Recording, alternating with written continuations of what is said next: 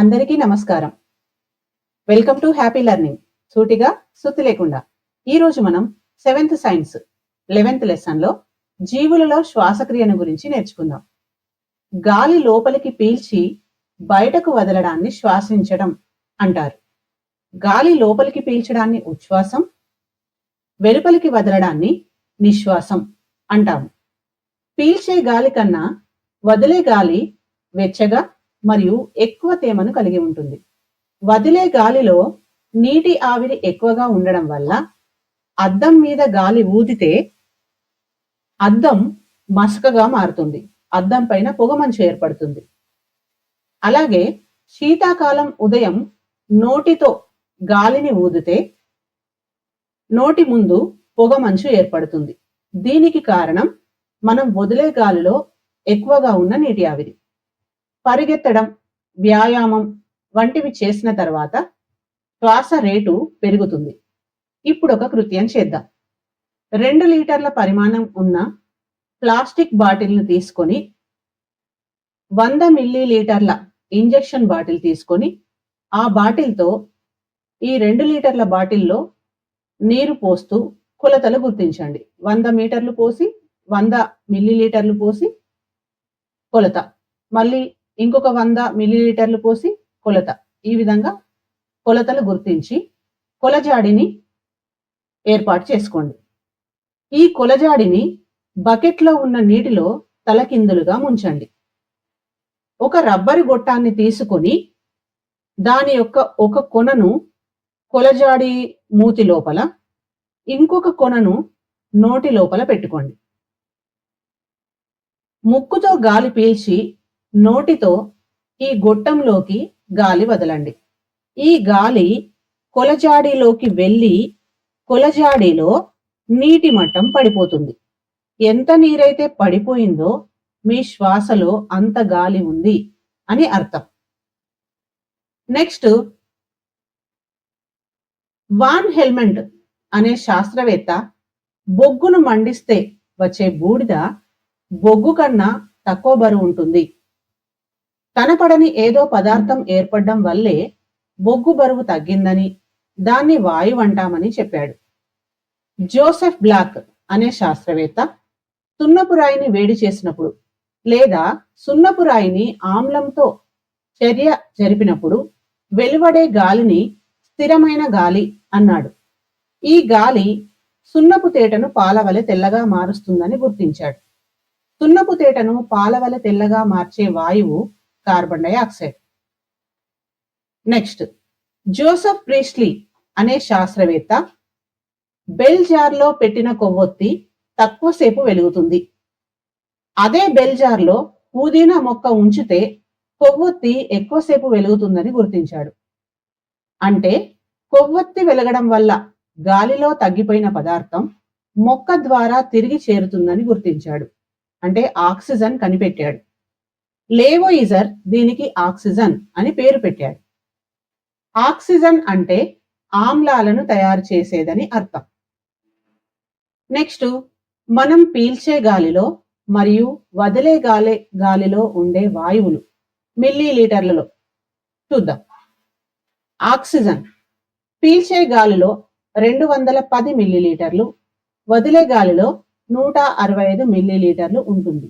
అంటే ఇంత ఆక్సిజన్ ని మనం ఉపయోగించుకుంటాం కాబట్టి తగ్గిపోయింది. కార్బన్ డైఆక్సైడ్ పీల్చే గాలిలో 0.4, వదిలే గాలిలో 40 ml ఉంటుంది. అంటే మన శరీరంలో కార్బన్ డైఆక్సైడ్ తయారవుతుంది. నైట్రోజన్ మరియు ఇతర వాయువులు పీల్చే గాలిలో 790, వదిలే గాలిలో 795 ఉంటాయి. ఇప్పుడు చేపలలో శ్వాసక్రియను గురించి చూద్దాం. చేప నోటిని తెరిచినప్పుడు నీరు నోటి లోపలికి వెళ్ళి అక్కడి నుంచి మొప్పల పైకి వెళ్తుంది. నోటి నుంచి మొప్పల పైకి వెళ్తుంది. ఈ మొప్పల నుంచి నీరు దొప్పల ద్వారా బయటికి వస్తుంది. ఇలా నీరు వెళ్ళినప్పుడు నీటిలో ఉన్న ఆక్సిజన్ ని మొప్పలు గ్రహిస్తాయి. మొప్పలు కార్బన్ డైఆక్సైడ్ ని నీటికి ఇస్తాయి. ఆ నీరు బయటికి వెళ్తుంది. నెక్స్ట్, కప్పలో శ్వాసక్రియను గురించి చూద్దాం. కప్ప భూమిపైన ఉన్నప్పుడు ఊపిరితిత్తులతో, గ్రీష్మకాల అంటే ఎండాకాలం, శీతాకాల అంటే చలికాలం, సుప్తావస్థలో భూమి లోపల ఉన్నప్పుడు చర్మంతో శ్వాసిస్తుంది.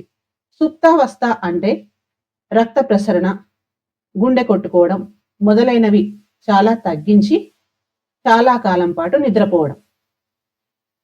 కప్ప టాడ్పోల్ లార్వా మొప్పల ద్వారా శ్వాసిస్తుంది. అంటే కప్ప 3 రకాలుగా, భూమిపైన ఊపిరితిత్తులతో, భూమి లోపల ఉన్నప్పుడు చర్మంతో, కప్ప యొక్క టాడ్పోల్ లార్వానేమో మొప్పల ద్వారా శ్వాసిస్తుంది. బొద్దింకలో లేదా కీటకాలలో శ్వాసక్రియ. బొద్దింక యొక్క దేహానికి పార్శ్వ భాగాలలో చిన్న చిన్న రంధ్రాలు ఉంటాయి. ఈ చిన్న చిన్న రంధ్రాలనే స్పైరకిల్స్ అని పిలుస్తాం, లేదా శ్వాస రంధ్రాలు అంటాం. ఈ స్పైరకిల్స్ శ్వాసనాళాలతో అంటే ట్రాకియా, శ్వాసనాళాలతో అనుసంధానమై అంటే కలపబడి ఉంటుంది. స్పైరకిల్స్ ద్వారా గ్రహించిన ఆక్సిజన్ను శ్వాసనాళాలు బొద్దింక శరీరానికి సరఫరా చేసి కార్బన్ డయాక్సైడ్ ను స్పైరకిల్స్ ద్వారా అంటే రంధ్రాల ద్వారా బయటకు పంపిస్తాయి.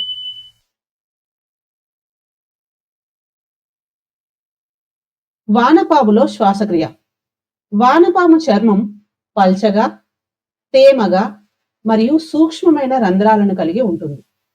అందువల్ల నేరుగా వాతావరణంలోని ఆక్సిజన్ను తీసుకొని కార్బన్ డయాక్సైడ్ను వదిలేస్తుంది.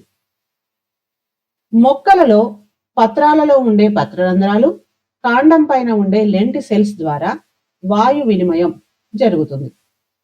ఇప్పుడు ఒక కృత్యం చేద్దాం. 2 పరీక్ష నాళికలను తీసుకొని ఒకదానిలో మొలకెత్తే విత్తనాలు లేదా పూలు లేదా మొగ్గలను తీసుకోవాలి. రెండవ పరీక్ష నాళికలో సున్నపు నీటిని తీసుకోవాలి. 2 పరీక్ష నాళికలను రబ్బరు గొట్టంతో కలపాలి. కొంతసేపటి తర్వాత చూస్తే సున్నపు నీరు పాల వలె తెల్లగా మారుతుంది. ఎందుకంటే మొలకెత్తే విత్తనాలు లేదా పూలు మొగ్గలు శ్వాసక్రియ జరిపి కార్బన్ డయాక్సైడ్ ని విడుదల చేస్తాయి. అందుకే సున్నపు నీరు పాల వలె తెల్లగా మారుతుంది. ఈ వీడియో మీకు నచ్చినట్లయితే లైక్, షేర్ అండ్ సబ్స్క్రైబ్ చేయండి. కామెంట్ చేయండి, గంట కొట్టండి. ఈ పాఠంలోని అంశాలు మీకు బాగా గుర్తుండాలంటే వీడియోను 2-3 సార్లు చూసి తెలిసిన విషయాలు వదిలేసి తెలియని విషయాలు నోట్స్లా రాసుకోండి. ఏదైనా అర్థం కాని టాపిక్ ఉంటే కామెంట్ చేయండి, ఎక్స్ప్లెయిన్ చేస్తాను. Thank you.